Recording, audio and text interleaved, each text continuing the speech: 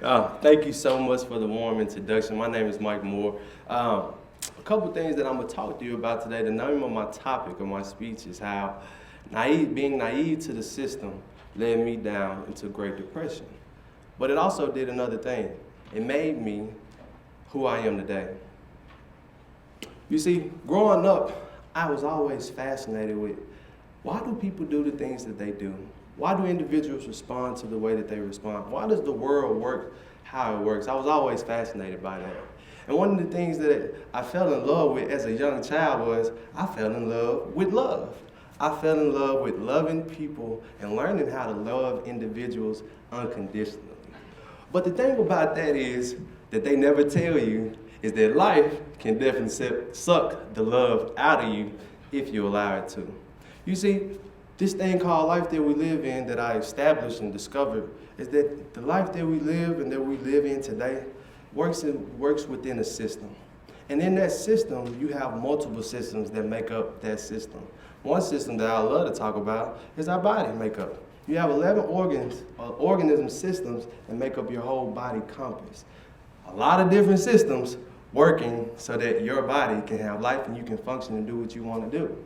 That's one of the systems that I wanted to talk to you about today. See, when it comes to the body and how the body works, I know a little bit about that. See, in 2014, I was diagnosed with my body going through rhabdomyolysis. I was placed into the hospital, and they didn't understand where the chemical imbalance was going on. You see, I had the testosterone level as a 77-year-old man, still playing at an elite level at Kansas State University. Starting, I might have to add. That's just the competitiveness in me with my athletes that are in the room. I was a starter at Kansas State University, and when we got done with our first game, the world hit me. Trauma had been introduced to my life. I had some changes that went on. I had a doctor tell me that I'd never be able to play football again. See, growing up, ladies and gentlemen, I was always told, as so many little boys and girls are always told, that come from my similar background, hey, if you make it to the NFL, you make it to your professional world, everything will be okay. So what did I do as a young lad? Started at 5 years old. I immersed myself into football and I said, hey, the NFL is where I was gonna go.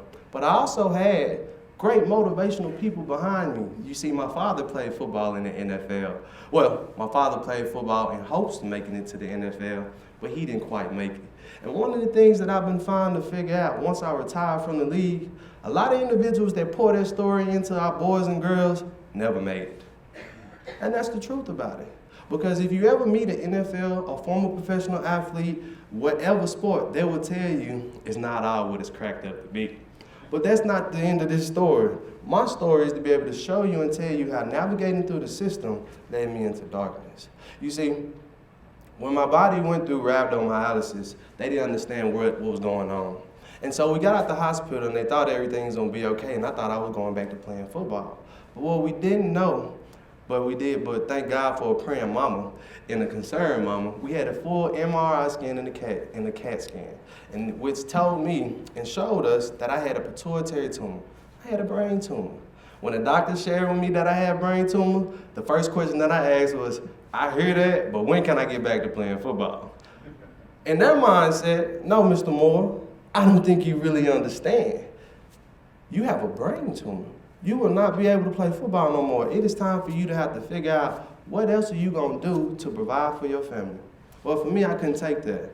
What the system showed me at that point in time is that, hey, your career is over with and you have to figure something else out to do to provide for your family.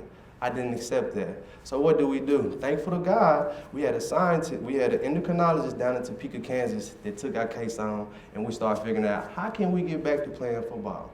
I was on medicine for 8 months of my life. I started taking a medicine that I had to be careful because the system showed that if I took this medicine at the wrong point of time, my heart can harden. Ain't it crazy how American medicines do that? They tell you, oh, it'll fix one thing, but you gotta be careful because it'll affect something else if you do it out of order or out of the system. So that's another way to show you that our world lives in the system. So I took the medicine for 8 months, thought I was getting back to football. That wasn't the case. Coming back to find out my tumor didn't shrink, it grew. It grown. It's crazy how they tell you that something's going to work out for you. And when it doesn't work out, they say, hey, scratch that. We're going to figure something else out to do so that you can get back to playing football. Well, for me, they told me still, 8 doctors this time, not just one. 8 of them said, hey, we have to pull your whole pituitary gland out, and you'll be on medicine for the rest of your life. You'll never play again, but that's okay. You'll figure out something else to do with your life. But for me, football was life. So I thought. The system that I was in and the system that I come from, they tell us that you won't make it out your neighborhood unless you get a college degree.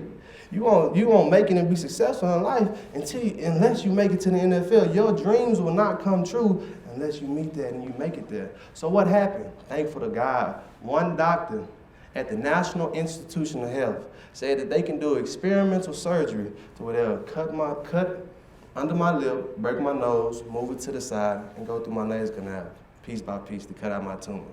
But I had to get accepted by the endocrinology specialist. The neuroscientist, the neurosurgeon was going to do my surgery, but I had to get accepted by the endocrinologist because everything was working with, forgive my ring, I know all y'all got that at home. But going back to my story, one doctor, all I needed was one.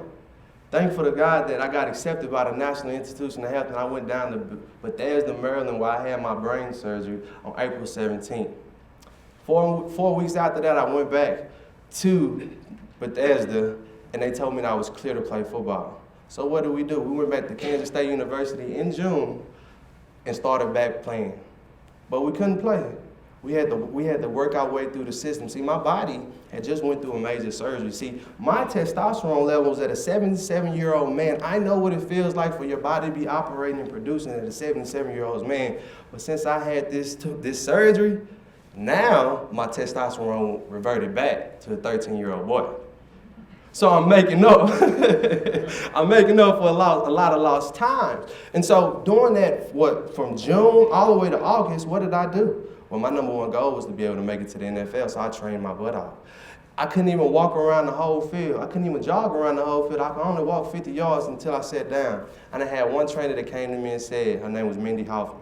She said, Mike, let me teach you a little bit about how your body system works, how the system works. If you're positive and you're happy, your body will heal itself a lot faster than you being negative and feeling sorry for yourself. And when she told me that, I sat down, I said, Mindy, how can you sit here and tell me that and you haven't had brain surgery? You haven't been through the things that I had to go through, and you're telling me that I have to be ready. They want me to be ready, and my whole dream, my whole goal was to make it to the NFL. And how's my body going to get back to where I was?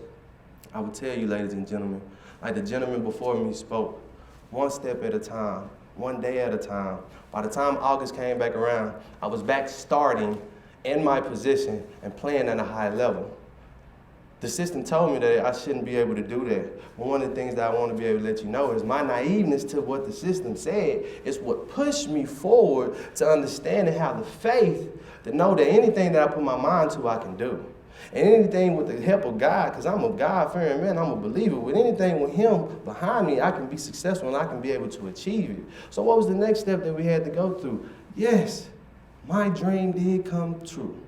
I made it to the National Football League. I made it to the big stage where they said, hey, if you make it here, everything will be okay. We never talked about having brain surgery going in there. They didn't even tell you that, oh, when I got into the NFL, I had to have back surgery. Another detriment to another blow that I felt that it would have took me out. See, during that time, ladies and gentlemen, I had lost the passion and love for football because life traumas had came into my life and they had sucked the love out of me. See, I wasn't loving life. I was living and playing football to die. Yes, me being at the toppest level of my game, gaining the world, I lost my soul at the same time. See, on my way of getting ready for the NFL, I had brain surgery. I lost my father 3 months after having brain surgery. Getting ready for the NFL, I went through a divorce. Everything that they said, when you make it to the league, your life will be okay. During that time, my life was not okay. I was broken. I was hurt. Even though on the outside, everything was going well, in the inside, I was deep and hurt, and I was burdened. After I had back surgery, I started back recovering. My number one mission was to die on the field, DOF. That was my number one mission. I didn't care about the money. I cared about playing this game to where I can lead this world on the field. Somebody say it's a God out there that got another plan for you. So what happened was I had to learn the football side of football. I was exposed to the NFL, the system, because during my year in the NFL, I spent a year and 8 months in the NFL. I only played football for 4 months. The other time, during that time I was in the NFL, I was able to learn the football system. See, in the NFL, you have an NFL system, a player system that you have to play with. A lot of my athletes in the room can attest to that. In the NFL, when you go into the league, your job is to go take somebody else's job. Point blank, period. All my little kids that are watching, all my professional, my individuals that are aspiring to be professional athletes, understand this. You won't have a job unless you go take somebody else's job. Point blank, period. It's no cookie cutter, it's nothing fancy about it. If you don't have the ability and the skill set and the mindset to take another man's job or another woman's job, you will have to figure something else out to feed your family. That is the truthness behind it. And what a day for us to be able to be talking about this on when the NFL draft is happening right now. Ain't that crazy? But the thing about it, that's the football, that's the player side of things. I didn't even have a clue. I was naive. I was innocent. I didn't have the experience. That's what the definition naive tells you. I didn't have the experience or the wisdom of how the business side of the NFL worked. You see, ladies and gentlemen, every Tuesday is our off day in the league, but every Tuesday they bringing players in to work out for my job. See, ladies and gentlemen, what they didn't tell us is they have you on the offensive side, and you have 7 running backs over here on the offensive side, but one of your defensive guys go down. They will cut an offensive player so that they can bring this defensive player in and stay under the 53-man roster rule. See, it's the system that you have to play into when you're thinking about the GM side of it. Who you think has the most power in the offense? It's not the head coach. You worry about the players. Let's talk about systems working within systems. In the NFL system, you have HR, you have the owners, you have the GM, you have the players, you have the coaches, you have the trainers. All these systems make up this one league. But who has the most important power? The GM. Tom? Yeah. So I'm excited to be able to tell you that going through that system, it left me broke. Because, ladies and gentlemen, I had brain surgery, back surgery. Nobody's going to pay for my body now. See, on the player side of things, a coach wanted me. Why? This guy has been through life obstacles, and he'll tear down walls for you. Coach, put me in the game. Oh, I'm sorry. Put me in the game, coach. I'll run through that wall for you. But the business side of things, sir, you had back surgery and brain surgery. We're not paying for your body. You're a liability. They didn't ever tell me that growing up. That's what led me down into depression. That's what led so many players that felt, and I got in a rut, like so many other players that felt abused and used by the system. You see, a lot of players that I met once I retired from the NFL because I got involved in my system. See, I became the vice president of the Dallas-Fort Worth NFLPA chapter to figure out how we can make a change, how we can be able to get in front of these individuals that have played the game so long, and how can we make their life better. But on the other side of things, how can we take care of the generations that's coming up behind us, that's believing the same lie that they tell us every day, that, hey, if you make it to the NFL, life is good. I retired at 25. When I was in the NFL, I met with a psychologist every day. I wanted to die. So one of the things I want to be able to share with you today is that, yes, being naive to the system led me into darkness and depression, but it also built me in who I am today, and it's given me the tools and the power to go out and to help other players, help the younger generation. So what I'll tell you, I learned this. Identify the systems that you're working in, that you're involved in. Don't be naive to what's going on around you. You see, ladies and gentlemen, I'm almost done with my time, but at the end of my career, I had the opportunity to be paid for the NFL for the rest of my life. See, a week before I was cut, Kenny Farrell came into the room. He was a running back with the LA Chargers. He came into the room and he showed me this paperwork. And he said, hey, if you ever get this paperwork before camp starts, the team is going to cut you. Try not to get released. He told me that a week before I got released.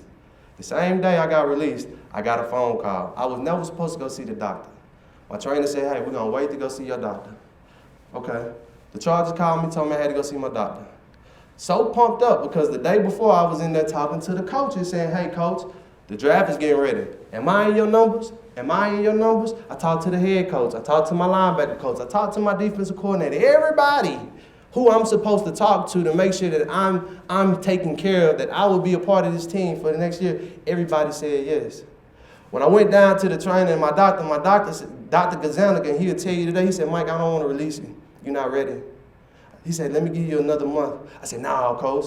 Nah, doc, my body feeling good. My daddy always told me it's the difference between pain and injury. I'm good, I'm ready to go. He said, nah, I'm ready. I done been through brain surgery, back surgery, ain't nothing, I'm ready. He said, nah, okay, I'm releasing. Next day, ladies and gentlemen, I was cut from the NFL. Stuck, trying to figure out what to do next. Trying to figure out being a victim to something that I signed up for. One of the things that my mama always told me is that you can never be a victim for something you signed up for. I was blessed to meet the lady named Krista Chen, the NBA PA vice president, and she said, hold on, baby. You barking down the wrong tree. You see, I started talking to Krista Chen about the league did me wrong. They hurt me, they broke me. She said, no, baby, you tripping. You just didn't understand the system that you was working in. The league only did what they were supposed to do. See, what they don't tell you, young black and brown boys, or you young kids that have grown up in this league, that this business, when you get on this level, it's a business. Like every other business that you have out there. And once you're done in that system, we're done with you. And we're bringing the next person in. So what I would tell you, ladies and gentlemen, today, identify the system that you're in. Because one of the gentlemen spoke to me before, all good things must end one day. Change is forever constant. Change is forever constant. And that's my time. Thank you.